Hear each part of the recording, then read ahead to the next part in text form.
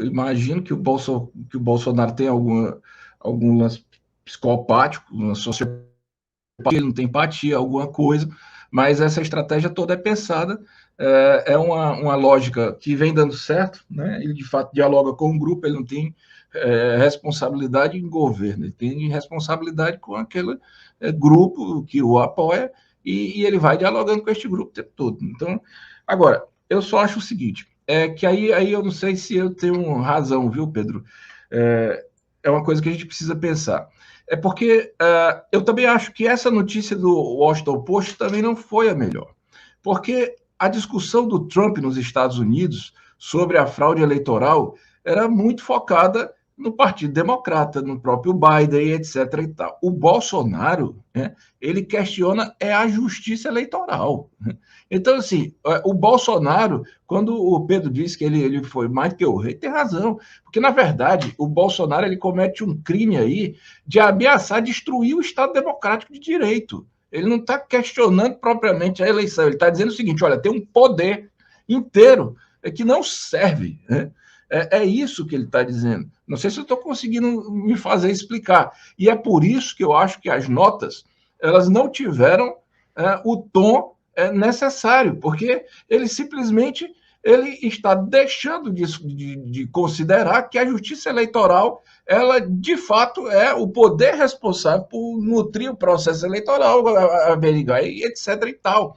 Então, na verdade, ele é mais esperto do que o que parece ser mesmo. Veja só a sutileza de convidar os embaixadores, né, que na verdade é um convite obrigatório, mas para discutir o bicentenário, né, que ele chama da independência, né, que aí o embaixador suíço falou do Brasil, né, mas na verdade o que é que faz o Bolsonaro? Ele vai negar a idoneidade da justiça eleitoral, ele vai negar a credibilidade dos ministros do Supremo Tribunal Federal, ele vai dizer que o golpe, quando lá na frente, se ele perder as eleições e por acaso ele tiver condição efetiva de emplacar o golpe, já está até justificado e pronto.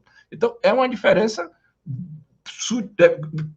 assim, é uma diferença que eu considero muito grande. Ela é sutil, mas ela é grande em relação ao movimento do Trump. Né? Agora, a sociedade civil, Ana, eu também não sei o que falar para a sociedade civil, porque nós estamos num tratoraço, né? O que a gente comenta à noite não é mais o assunto da manhã, o assunto da manhã não é mais o da tarde. E é um massacre anticivilizatório em todas as áreas. Né? Tem grupos que estão sendo exterminados por serem indígenas, lá nos povos da floresta, e nas periferias os pobres e os negros, e os trabalhadores, e o caos na saúde, a economia, um colapso. Então, a sociedade civil ela tá meio que sem conseguir reagir a tudo isso, e a ideia que passa é assim: vamos fazer o seguinte, vamos passar essas eleições, né? E aí em 2023 a gente começa a pensar de forma séria o Brasil. Porque, olha, o caso do Bolsonaro ontem, né, se fosse o Daniel Silveira, teria sido preso em flagrante. Né? Então, assim, ele, por alguma razão, claro que um chefe de Estado tem imunidade, é diferente, mas o fato é o seguinte: é que as instituições têm uma tolerância acima da média com o Bolsonaro do que de qualquer outra pessoa, porque ele se crê inimputável, ele não se adequa às mesmas regras, às normas, e nessa altura do campeonato ninguém sabe se as instituições fazem isso, porque não querem mais tumultuar um cenário que já está tumultuado desde o golpe de 2016, ou porque não tem força. Né? Eu realmente, eu só sei o seguinte, que a eleição de fato vai ser difícil, viu, Pedro? E uma resposta que a sociedade civil precisa dar, mesmo que não vá para a rua hoje, como diz o Luiz Eduardo Soares, já fazer a greve geral, que deveria ter feito mesmo, todo mundo, Foi, mas eu vi isso dele né? também. Mas é nas eleições. Nós precisamos ter essa fatura no primeiro turno, Ana.